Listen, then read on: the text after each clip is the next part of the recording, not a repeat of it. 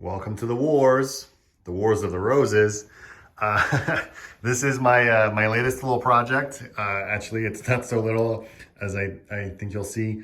But I've been building, painting this collection of Perry miniatures for my next exploration, my next obsession, as it were, as it's rapidly becoming.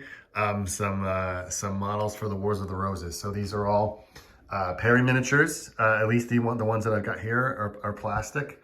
I really cannot go any further. I should have scripted this a little better, but I have to call out Seventh Son.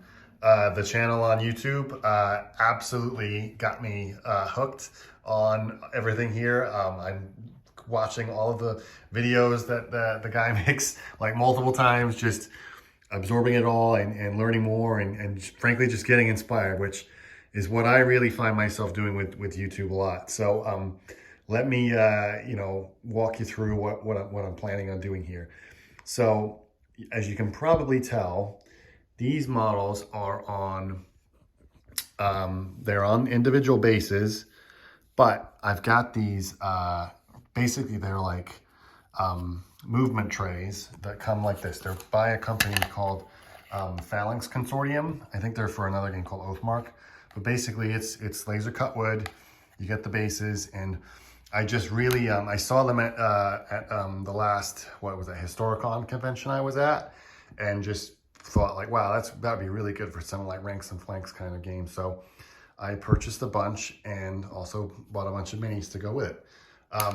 Sorry, I'm like rambling all over the place here. Bases and YouTube channels and different models. Anyway, I'm excited to share all this stuff. So I started just really, really no plan. I'm learning about the period as I'm going, and probably making a number of mistakes along the way, but really enjoying like discovering some more information about it. A period that I don't know too much about or really anything about. So yeah, just putting these together. The next thing you'll notice are the flags. Let's talk about the flags. So I invested heavily, again, on the advice from one of Seven Sons videos, in these freezy water flags. They're absolutely fantastic, and there's such a wide variety of them. It's actually a little overwhelming. And these come from England. I've already made 2 orders. I started just getting standards because I thought that's what you'd need. But there's basically like 3 different kinds. There's standards, there's banners, and there's livery banners. Where are those? But yeah, like figuring all these out, it's just really interesting. And I feel like I'm opening up like a little bit of a Pandora's box every time I learn about a new player, if you will, in the conflict. So that's been really exciting, like figuring all of that out and learning that. And doesn't even take into account, the certain factions or people that change sides during the conflict. So figuring all of that out as well. I am going to call out, I bought these mercenary banners. Now, this is probably the least historical part. And as I said, I'm kind of making this up as I go along, but these banners, I believe, are Swiss Burgundian mercenary banners. And I believe I'm gathering that mercenaries play quite a big part within the Wars of the Roses. So I used those banners and just started to like decorate like these crossbows, and then naming the characters here. So this one is Peter von Hewen. And again, all of these people, I'm doing a basic like Google search as I pull them all together, and a lot of them I can't find out much really anything about, but some you can, and it's really interesting. So that may be a little ahistorical. I don't believe that unit or that person was ever maybe even set foot in England, to be honest. But I thought it was kind of cool, and I started building out the Yorkist side, and have 2 banners here for the Earl of Warwick.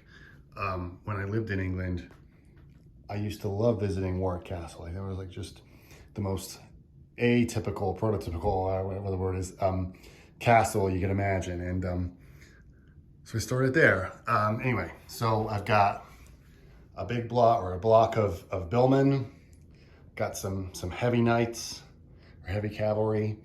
Got a group here of men-at-arms, and then the mercenary crossbows.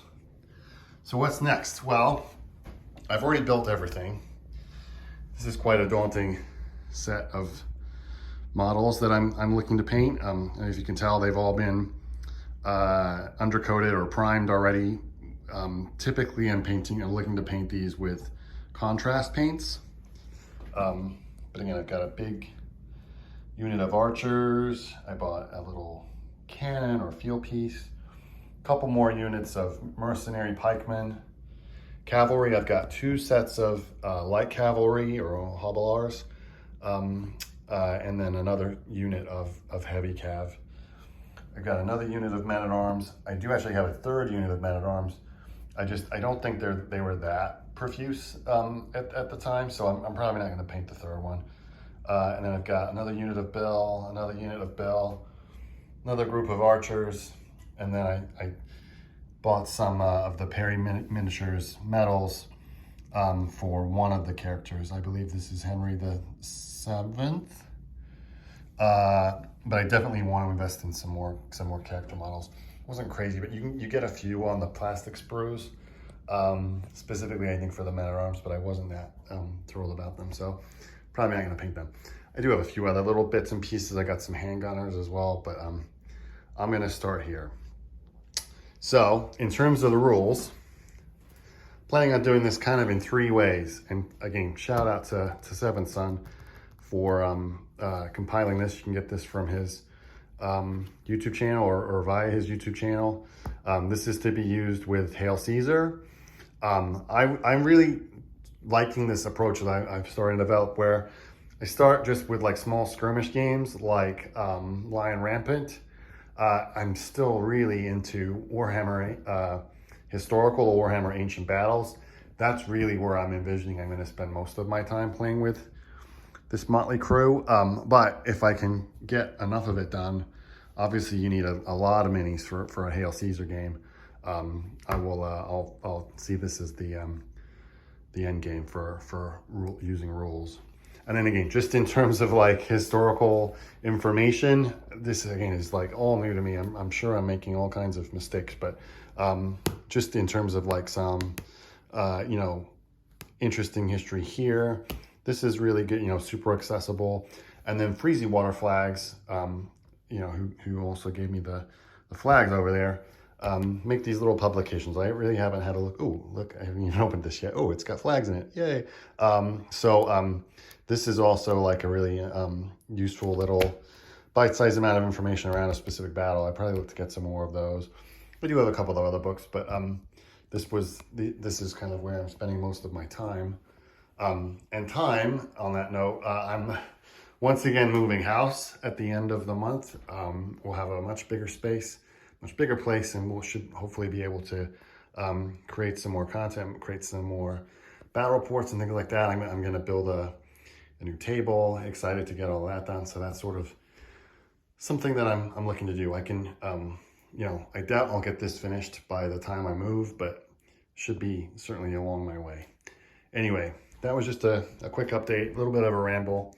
So I'm walking around the table here, but hope you like it. And again, thanks, Seventh Son, for all the inspiration. Keep it up. So thank you.